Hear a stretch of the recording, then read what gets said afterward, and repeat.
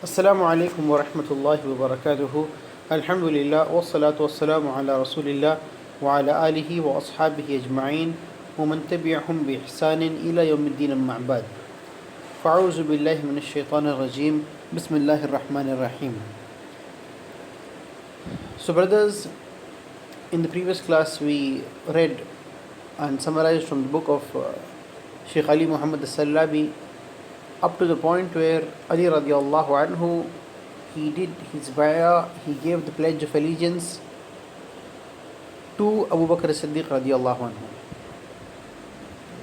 Let me remind you that the pledge of allegiance or bay'ah means the procedure in which the subjects, the people, they go and keep their hand on the right hand of the Khalifa and they agree that he is their superior and he is their leader, and they will obey him and they will follow him in everything that he leads them of goodness. So it is like taking a pledge. Okay, that is why it is called the pledge of allegiance, that you are allied to him. So today we will be reading the other parts of the seerah of Abu Bakr as-Siddiq radiallahu anhu from a beneficial summarized book, and the name of this book is Seeratul Khulafa al-Rashidin by and this is a summary, okay, from the works of Imam Ibn Kathir, Imam al-Tabari and Imam Jalaluddin as-Suyuti and other historians, by Dar al-Munara publications.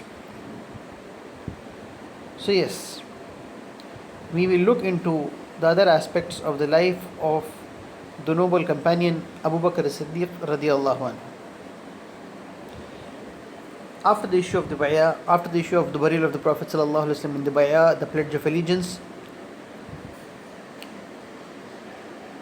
Abu Bakr as-Siddiq radiallahu anhu, he sent the expedition of Usama ibn Zayd radiallahu anhuma into the Roman lands. Some week before his death, the Prophet sallallahu alaihi wasallam, he made Usama bin Zayd, who was 17 years old, a commander, and gave him an army so that he could lead an expedition, lead a raid in the area of Sham. And see my dear brothers, the reason I am taking a video and not an audio, okay, is so that I can easily upload it on YouTube. Okay. The reason that you are having the video is not so that you can read the book from the YouTube video. You should focus on what I am speaking rather than what is there on the screen in our class. If there is something necessary on the screen, I will alert you that you should see it on the screen. But usually I do not do it in the seerah classes. And with regards to this book, if you wish to, you can individually message me and I will send this as a PDF to you. Okay, only if you want, inshallah. This is a good summarized book. So yes, before the Prophet ﷺ died, he had planned to send an expedition into the Roman lands as Usama bin Zayd radiallahu anhuma as the commander. At that time he was only 17 years old. So what happened was that as soon as Abu Bakr as-Siddiq radiallahu anhu became the Khalifa, many people, they created a lot of trouble. Okay, those people who are away from Medina and did not have a great company of the Prophet sallallahu alaihi wasallam, okay, some of them, they thought when the Prophet sallallahu alaihi wasallam died that Islam was going to get over now, and many tribes that entered Islam, okay, they had no strong iman, they started leaving Islam. They started leaving Islam. So some of these groups were the zakat rejectors. They rejected that they will give the zakat. They told they will not give the zakat, like they used to give it to the Messenger of Allah sallallahu alaihi wasallam. Then there are false claimants of prophethood, people who claim that they are prophets after Prophet Muhammad sallallahu alaihi wasallam. And then there were those who just left Islam. Okay, they didn't idol worship, they just left Islam. So Abu Bakr as-Siddiq radiallahu anhu had to force them into submission. Then we'll go into this in detail. Abu Bakr's fight with the three groups in detail later on. Why are we speaking this? The reason is because that now the Muslims, a great part of Arabian Peninsula, has either left Islam or have become rebels. Okay? Only Makkah, Medina and Taif are with Abu Bakr Siddiq radiallahu anhu again. Because other places they have rebelled and they have huge armies. Whereas the army of Makkah, Medina and Taif put together are not as huge as the other parts of Arabia if they are put together. So some of the companions, they went to Abu Bakr Siddiq radiallahu anhu and they told him to not send Usama bin Zayd to attack the waters of Rome. So Abu Bakr Siddiq radiallahu anhu said, how can I fold up the flag which the Prophet sallallahu alaihi wasallam himself raised or himself unfurled?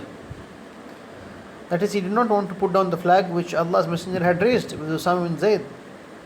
Some said that Usama bin Zayd was very young. So why don't you put someone who is more experienced as the commander?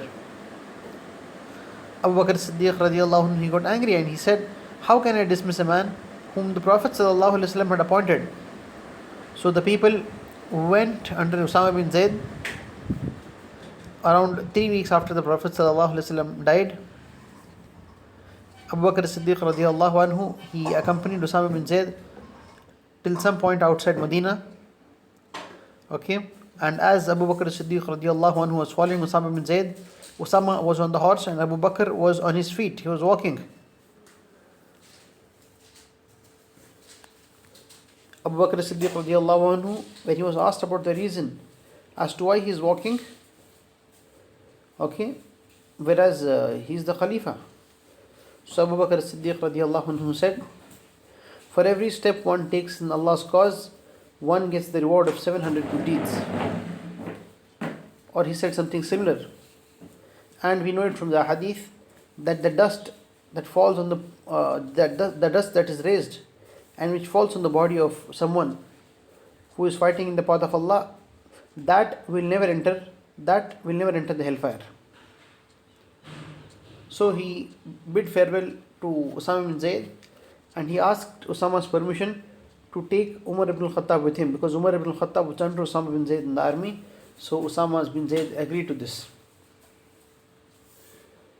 So Abu Bakr Siddiq radiallahu anhu, he advised the army of Usama bin Zayd and he told them, never break your agreements, do not steal from the booty, do not mutilate, that is cut into pieces, the dead bodies of the enemy, do not kill the old people, the children, the women, do not harm them, do not burn date palm trees, or do not burn, and then do not cut down fruit trees, do not slaughter goats or cows or camels except for eating purposes.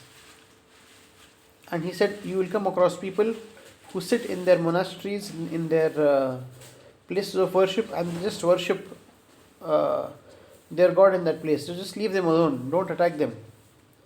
So then Usama bin Zayd radiallahu anhu, he went and his expedition was very successful and he came back to Medina after 40 days. As the Muslim army left towards the expedition, for all those who felt that Islam was weak and Islam was dying out and the Muslims do not have soldiers, it put an awe, put a fear in their hearts that even after being challenged with so many forces outside Makkah, Medina and Taif, Abu Bakr had the courage and the strength to send Usama bin Zayd. So many of the tribes which had left Islam, by this act of Abu Bakr Siddiq, they entered Islam again. After this begin the wars of apostasy. Inshallah, we will do it in the next class. May Allah subhanahu wa ta'ala make this beneficial for all of us.